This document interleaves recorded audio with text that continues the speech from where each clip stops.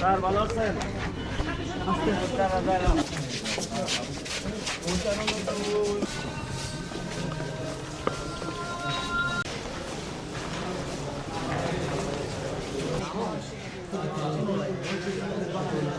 আমরা ইনশাল্লাহ 11 দলীয় জোট ক্ষমতায় আসলে ঢাকা বিশ্ববিদ্যালয়ের শিক্ষার মান বাড়াবো এবং বাজেটে আমরা ঢাকা বিশ্ববিদ্যালয়ের জন্য আলাদা স্পেশাল বরাদ্দ দিব, যাতে আমরা গবেষণা ভিত্তিক একটি ঢাকা বিশ্ববিদ্যালয় প্রতিষ্ঠা করতে পারি। আমরা ঢাকা বিশ্ববিদ্যালয়ে দুর্নীতিমুক্ত রেজিস্ট্রার ভবন করব এবং সন্ত্রাস চাঁদাবাজমুক্ত টেন্ডারমুক্ত একটি ঢাকা বিশ্ববিদ্যালয় গড়ে তুলব।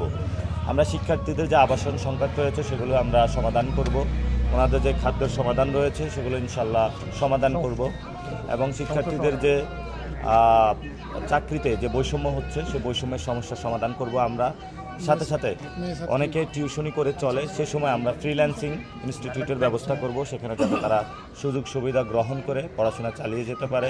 সাথে সাথে ঢাকা বিশ্ববিদ্যালয়ের সাথে বিভিন্ন ইন্ডাস্ট্রি সংযোগ স্থাপন করব, যে সংযোগের মধ্য দিয়ে ডাবের স্টুডেন্টরা ফার্স্ট ইয়ার সেকেন্ড ইয়ার থেকেই তাদের এক্সপিরিয়েন্স অর্জন করবে চাকরির অভিজ্ঞতার আলোকে, যাতে পরবর্তীতে তাদের চাকরি জীবনে ভালো হয়, সেই জায়গাটা ইনশাল্লাহ আমরা ব্যবস্থা করব। সবচেয়ে একটি বড় বিষয়, ঢাকা বিশ্ববিদ্যালয়ে যারা কর্মচারীরা রয়েছেন তারা অনেক বিপদে আছেন, না আছে থাকার জায়গা, না আছে খাবারের জায়গা, ভালো মানের খাবারের জায়গা, ওনাদের বেতন, বাংলাদেশের সব কিছু উন্নয়ন হয়, কর্মচারীদের বেতন বাড়ে না।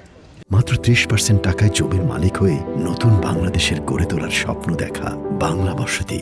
তো সেই জন্য ঢাকা বিশ্ববিদ্যালয়ের ইনশাল্লাহ আমি একজন ছাত্র হিসাবে আমাদের কর্মকর্তা কর্মচারী যে ভাইরা রয়েছেন, ওনাদের যে বেতন বৈষম্য হচ্ছে, ওনারা অনেকদিন আন্দোলন করছেন, সেগুলো কোনো সমাধান হচ্ছে না।